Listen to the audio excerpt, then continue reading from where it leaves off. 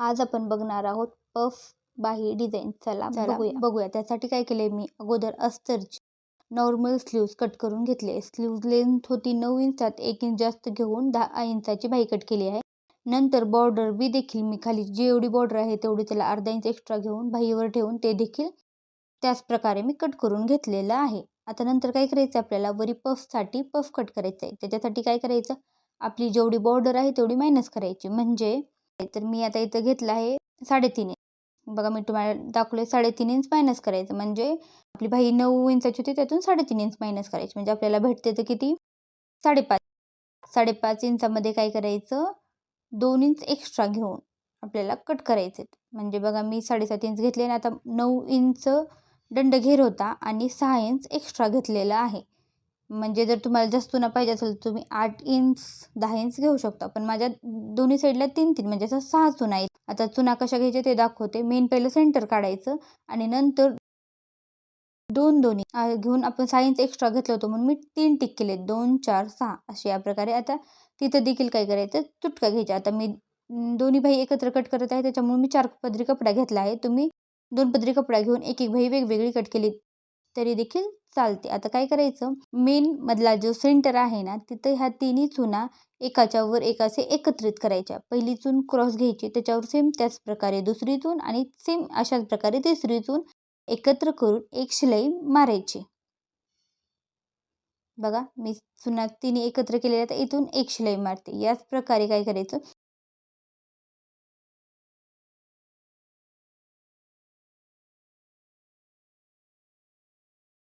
दुसऱ्या साईडच्या देखील चुन्या अशाच घ्यायच्या. तिन्ही चुन्या एकत्र करायच्या आणि त्याला देखील एक शिलाई मारायची. आता इकडच्या देखील मी चुना सेम सेट करत घेत आहे. जर तुम्हाला माझे व्हिडिओ आवडत असतील तर प्लीज लाईक करा, शेअर करा आणि सबस्क्राईब देखील करा. चला आता ह्या चुना देखील अशाच सेट करून काय करायचं, यांना देखील एक शिलाई मारायची.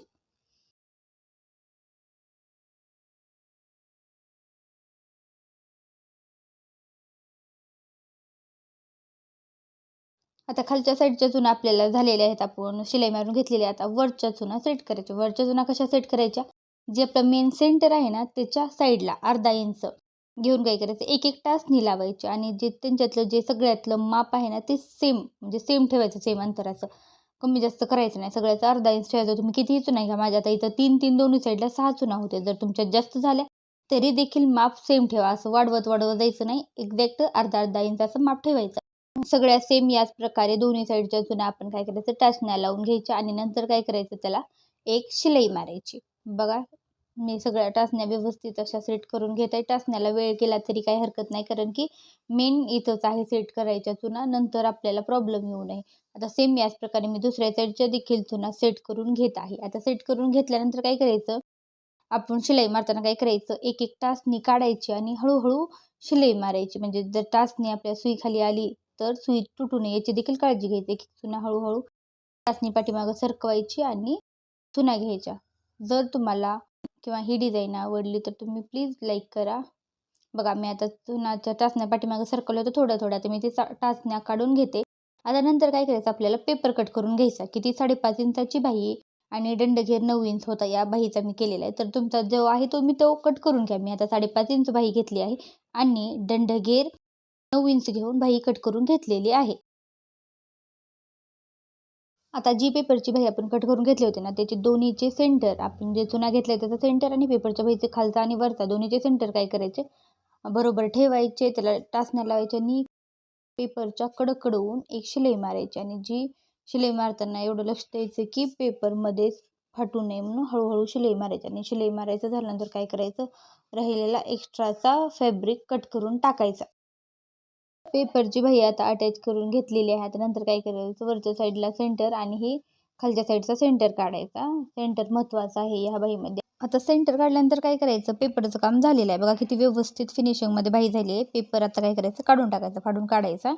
आणि आता ह्याला काय करायचं, आपल्याला खाली बॉर्डर अटॅच करायची. बॉर्डर अटॅच करण्यासाठी काय करायचं, सेंटरवर दिसावं म्हणून तिथं मी चॉकने टिक केले आणि जी खालची आपली बॉर्डर आहे ना त्याचा देखील सेंटर काढायचं. कारण ह्या बाहीमध्ये सगळ्यात महत्त्वाचा पॉईंट म्हणलं तर तो सेंटर आहे, कारण सेंटरवर चुना असते. तर आता नंतर काय करायचं, जे आपलं चुना घेतलेलं फॅब्रिक आहे त्याचं सेंटर आणि जे आपला खालची बॉर्डर आहे ना त्याचं सेंटर काय करायचं, एकत्रित करायचं आणि अर्धा इंचाची मार्जिन घेऊन एक शिलाई मारायची. शिलाई मारताना काय करायचं, फॅब्रिक कमी जास्त पकडायचं नाही, सेम अंतर ठेवायचं आणि हळूहळू अर्धा इंचाचं मार्जिन घेऊन काय करायचं, आपल्याला शिलाई मारून घ्यायची आणि नंतर याच्यावर एक दाब शिलाई मारायची. दाब शिलाई मारल्यानं काय होतं, ब्लाऊजला फिनिशिंग छान येते. म्हणून मी दाब शिलाई मारून घेत आहे. बघा आता माझी दाब शिलाई मारायची झालेली आहे. आता नंतर काय करायचं, आपल्याला ह्याला अस्तर जोडून घ्यायचं आहे. अस्तरचा मी पुढचा भाग कट केलेला आहे. आता काय करायचं, जे आपलं मेन आहे ना, आपण पफ तयार केलेलं ते सव्वाचा ठेवायचा, म्हणजे उलटं ठेवायचं सव्वाचं, आणि त्याच्यावर काय करायचं, आपलं अस्तर ठेवायचं. त्याचा खालचा अस्तरचा मेन सेंटर पॉईंट आणि वरचा सेंटर पॉईंट बरोबर ठेवायचा. त्याला टाचणी लावून घ्यायची. जर तुम्हाला टाचणीची आवश्यकता नाही वाटली तर तुम्ही नाही लावली तरी देखील चालते, परंतु जर वरच्या साईडला टाचणी लावायची तुम्हाला आवश्यकता वाटली तर तुम्ही लावा. मला वाटत होती म्हणून मी टाचणी लावून सेट करून घेतलं आहे. अर्धा इंच आपण मार्जिन एक्स्ट्रा ठेवलेलं होतो, ते काय करायचं, शिलाई मारून घ्यायची. अर्धा इंच सावकाश माप सेम ठेवायचं, कमी जास्त करायचं नाही, बाईला फिनिशिंग छान दिसत नाही. त्याच्यामुळं काय करायचं, अर्धा इंच खालून फोल्ड करून घ्यायचं. आता नंतर काय करायचं, ही शिलाई मारल्यानंतर आपल्याला काय करायचं, ही पलटी करून घ्यायचं. पलटी केल्यानंतर ह्याला देखील दाब शिलाई मारायचं. मी म्हणते ना, दाब शिलाई मारल्यानं फिनिशिंग छान येते. त्याच्यामुळे तुम्ही देखील सेम अशाच प्रकारे ही बाही ट्राय करू शकता. या बाहीमुळे लुक एकदम क्लासी आणि मस्त होते.